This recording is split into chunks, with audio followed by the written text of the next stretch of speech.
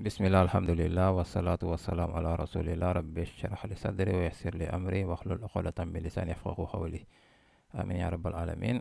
Assalamu alaikum encore une fois. La dernière fois, nous avons vu les harf nasb. Normalement, aujourd'hui, nous devions faire une nouvelle leçon, mais je vais juste insister sur ces harf parce qu'ils sont importants dans le Coran. Ils sont très très importants dans notre compréhension du Coran. Donc, nous allons revenir une nouvelle fois sur ces harf. Donc, une vidéo très très courte, mais essentielle pour notre compréhension de la langue du Coran, Inch'Allah. Donc, la dernière fois, nous avons appris qu'il y a un groupe de harf appelé les harf nasab. Et le rôle de ces harf, c'est de rendre les isms qui les suivent au statut nasab. J'espère que vous avez mémorisé ces harf comme je vous l'avais demandé la dernière fois et qu'aujourd'hui, alhamdulillah, vous les connaissez toutes. Donc, on a inna, anna, ka'anna, bi'anna, li'anna, layta, lakinna, la'alla. Donc, c'était ces 7 harfs avec leur signification. Inna qui signifie certainement, anna qui signifie que, ka'anna qui signifie comme si, bi'anna qui signifie parce que, li'anna qui signifie aussi parce que. Je pense que dans la dernière vidéo, je n'avais pas mentionné ce harf. Li'anna et bi'anna, ils signifient à peu près la même chose parce que. Leita qui signifie si seulement, lakinna qui signifie mais ou cependant, et la Allah qui peut avoir 3 significations pour que, dans l'espoir de et peut-être. Donc, quelques observations sur ces harf nasab. Première observation, ces harf nasab rendent leurs victimes aux formes nasab. Ça, on le sait déjà. On sait déjà que les isms qui les suivent ont le statut nasab. Comme dans les deux exemples là, on a Inna Allaha ghafurun rahimun.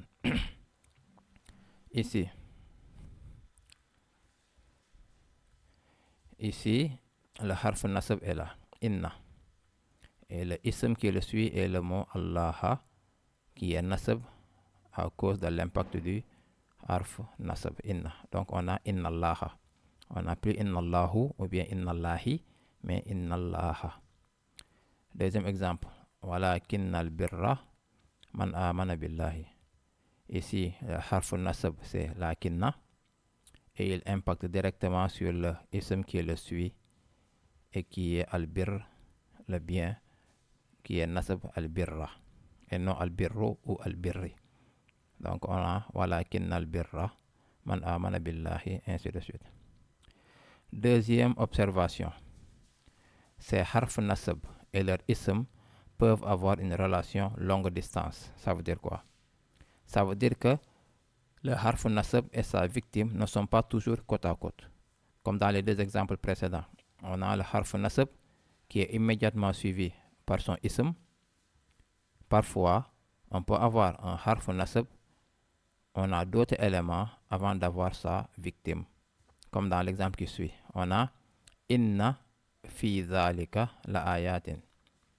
Ici, on a inna, le harf nasab. On pense que juste après, on aura sa victime, mais non, ici, on a fi dhalika. Fi, on le verra plus tard, c'est un autre type de harf, ce n'est pas un ism. Donc, la victime de inna, ce n'est pas fi, ce n'est pas zalika non plus, mais c'est plutôt la ayatin. La ayatin, vous allez me dire, mais c'est jar? Non, si vous vous rappelez, muslimatin, muslimatin, ça peut être nasab ou jar, pluriel féminin. Et ici, c'est nasab parce que c'est le ism de inna. Ism inna. Donc, inna, la ayatin. Donc, vous voyez. Donc, le harf nasab et sa victime peuvent avoir une relation longue distance. Ok? Je vais rajouter une troisième observation.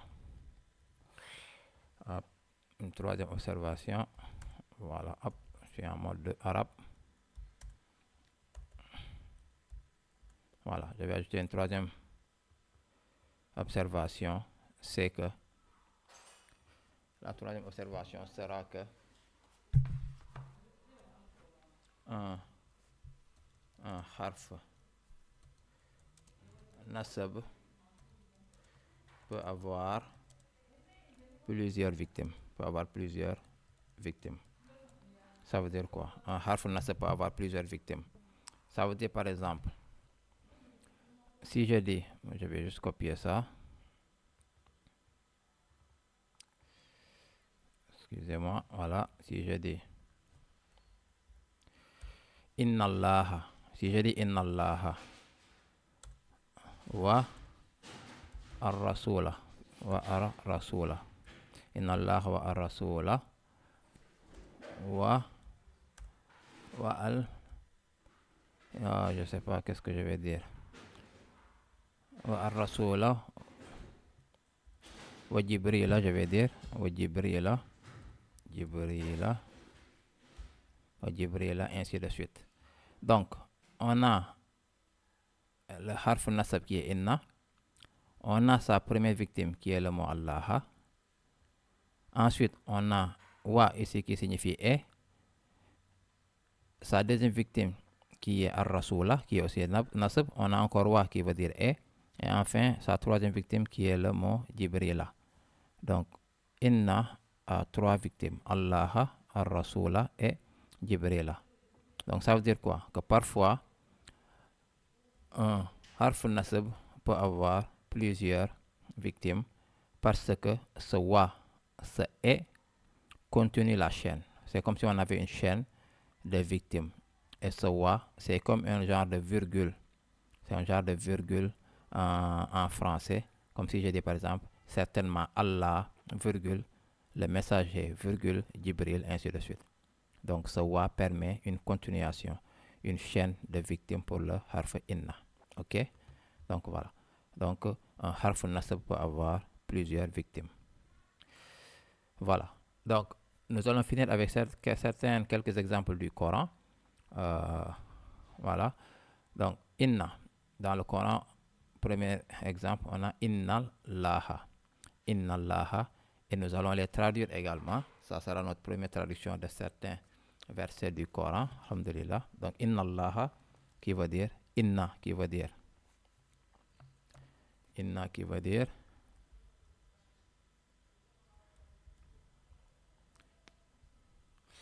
excusez-moi, voilà,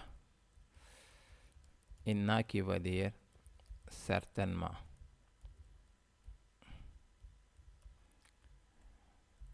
Certainement, inna Allah, certainement Allah.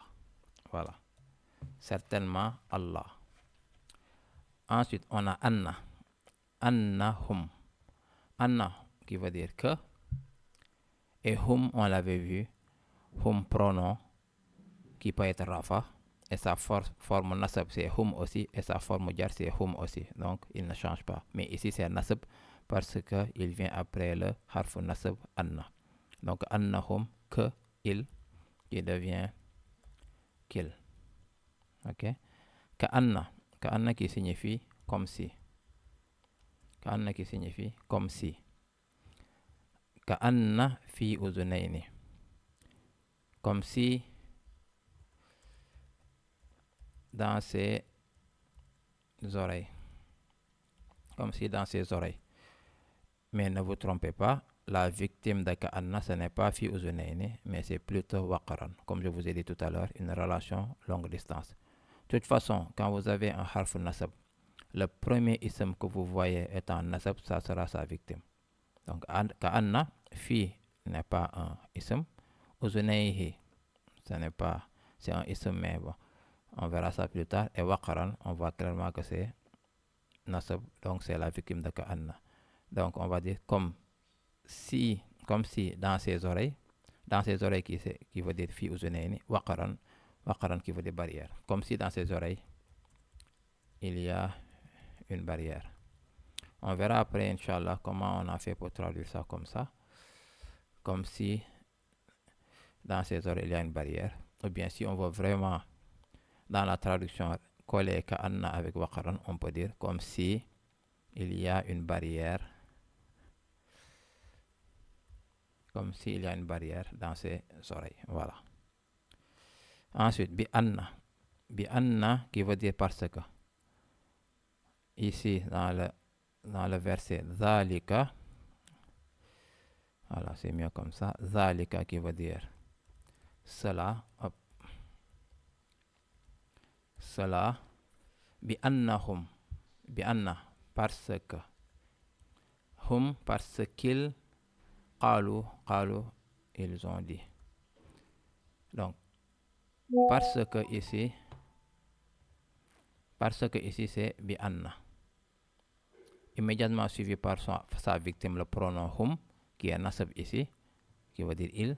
Qalu, le verbe on dit, ils ont dit. Donc, cela parce que ils ont dit.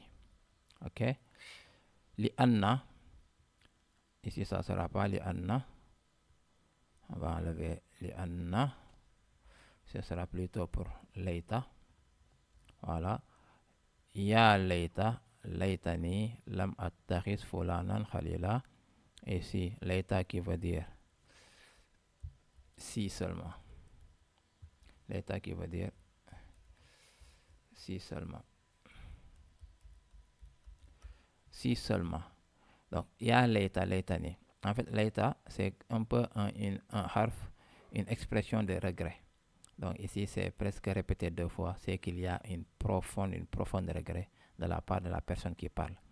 Ya leita, si seulement. Leitani, si seulement. Et ensuite, on a sa victime, ni. Ni, c'est la version nasab de Anna. Donc, si seulement. Oh mon Dieu, si seulement. Je. Si seulement je. Si seulement je, avec regret extrême. Lam attakhis fulanan khalila. Si seulement je n'avais pas pris. Si seulement je n'avais pas pris. Fulanan khalilan. Un tel. Comme ami. Inch'Allah, bientôt vous serez capable de traduire ces versets directement. Inch'Allah. En tout cas, je prie pour vous. Qu'Allah vous facilite. Inch'Allah. Donc, si seulement, avec beaucoup de points d'exclamation, je n'avais pas pris un tel comme ami. Ça, c'est quelqu'un qui parle au jour du jugement, qui sera perdu parce qu'il a suivi quelqu'un, il a pris quelqu'un comme ami, qui ne l'a pas mis sur le bon chemin. Donc, faisons attention aux personnes que nous prenons comme amis. Ok. Ensuite, on a la kinna. La kinna al-birra. La kinna qui veut dire cependant. Cependant. Al-birra. Al-bir, le bien. Voilà. Cependant, le bien. La kinna al-birra. Al-birra nasab parce que la kinna. Et enfin, on a le dernier. La Allah.